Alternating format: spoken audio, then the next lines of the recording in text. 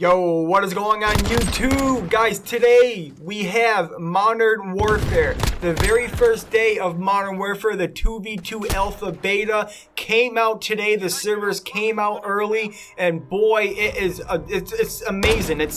It's one of those games where it changes Call of Duty. But today's video, the very first video of many, is how to aim in this game, because the recoil is as bad as it's ever been in any Call of Duty. It is insane, it is intense, and I'm gonna give you some of the best tips for you to control your recoil. The first tip I have for you is burst fire. Guys, learn to burst fire. Don't hold the trigger down. Don't squeeze the trigger down. Just burst fire. Tap it. If you guys don't know what burst fire is, do it in like 2-second intervals. Hold down the trigger for 1, 2, let it go. Hold down for 1 to 2 seconds, let it go.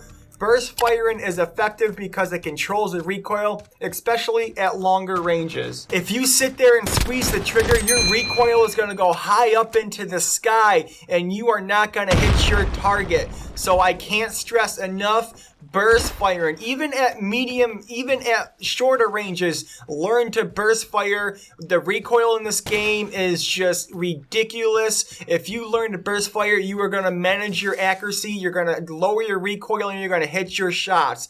Now the second tip I have for you is pre-aim and centering. If you guys should know what centering is by now. It's basically just keep the enemy in the middle of your screen so you don't have to drag your aim towards the enemy, and pre-aim around everything. Guys, this map, this gameplay is a complete choke job. We were up 5-1 and then the enemy started camping their tails off. We ended up losing 6-5 in a very close and intense game, but trust me, pre-aim around everything. We were playing on the map Pine, which reminds me of that little jungle forest that we had in Black Ops 3. I forgot what it was called, but pre-aim, guys. Pre-aim around the trees, pre-aim around the back Jeep, pre-aim about the center freight crate, whatever you want to call it. Pre-aiming is the key. It'll help you with your aim, because when you pre-aim, you can center the enemy in the middle of your screen, and you will take less time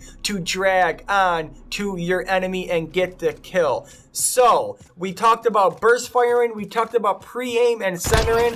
Now, this third tip, there's two options you can do. One, learn to pull down on the right thumbstick.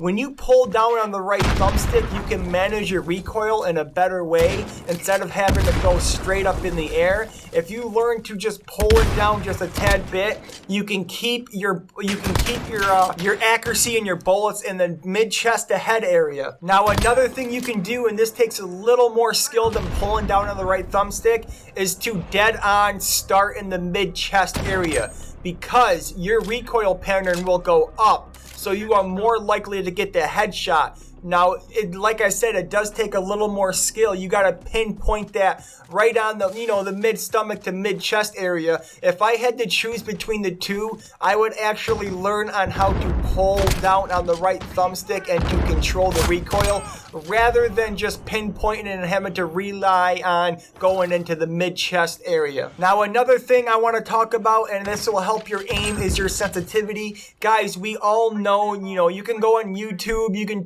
search how to aim, and half the video is going to be talking about sensitivity. Sensitivity is all up to you. It's all personal preference. Of course, the lower your sensitivity, you're going to be more accurate, and the higher the sensitivity you are playing on, you're going to be able to turn on enemies quicker. And in this game, you die so fast. I don't know if it's because we've been playing Black Ops 4 for the past couple of months, almost a year, but the time to kill in this game is pretty darn fast. It only takes maybe 3, 4, 5 bullets to kill someone, rather than 6, 7, 8, 9 in Black Ops 4. So it's up to you. Do you want to be more accurate, or do you want to turn on enemies quicker? And that all relies on you and what you want to do. If you can control your recoil, if you can control your sensitivity on a higher sensitivity, then by all means, go for the higher sensitivity. But if you're having trouble with your aim and you're all over the place, go start low and then work your way to a middle sensitivity range.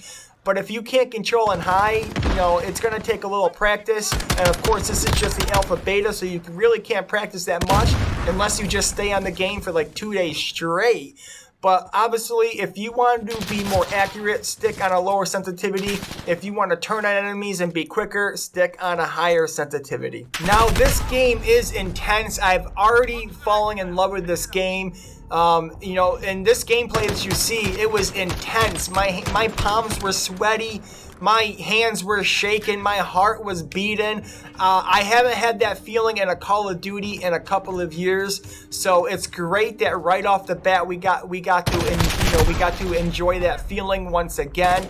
I will be live streaming this game, you know, for the next couple of days on my Facebook channel. If you guys want to watch me live, just head on over to facebook.gg/CaptainShakesYouTube. I will put the link in the description down below. And of course, if you guys are very new to the channel, or if you have not already, go ahead and subscribe to the channel and make sure you turn on post notifications. You know, Black Ops 4 got really boring. I got bored of it really quick. It's one of those games where I feel like it's broken, but I feel like this game is going to be well managed. I think it's going to be well balanced, and you will be seeing a lot of videos coming out of my channel on this game.